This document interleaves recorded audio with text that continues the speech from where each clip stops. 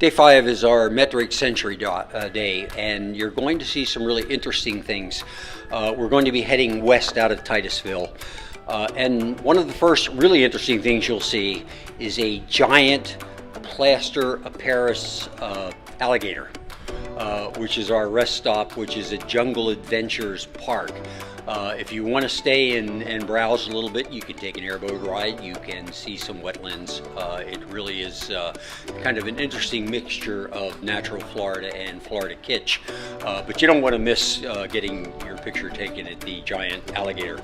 After that, we move on to Fort Christmas. Now, Fort Christmas was an actual fort during the Seminole Wars.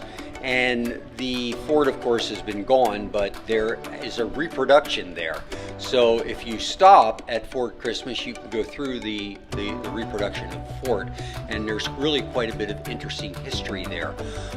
Beyond that, you'll start moving through some beautiful, beautiful back country roads, very little traffic, lots of farmlands, lots of small homesteads.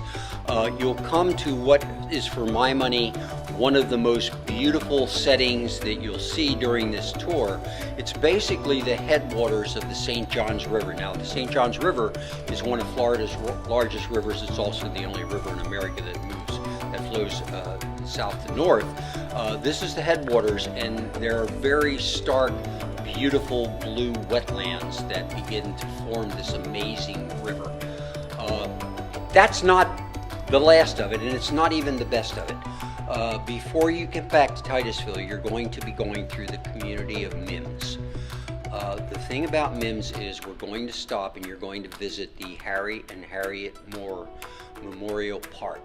Harry and Harriet Moore were civil rights activists who led some of the marches and led some of the civil rights struggles in America. Somebody bombed their home and they were killed. And today, on the site where their home was, there has been constructed the Harry and Harriet Moore Civil Rights Museum, and we want everybody to stop and go through this and learn about Florida's civil rights history. It really was an important part of Florida's struggle for equal rights. And that's our day for that. It's going to be an interesting mix of history and nature and civil rights. So please join us.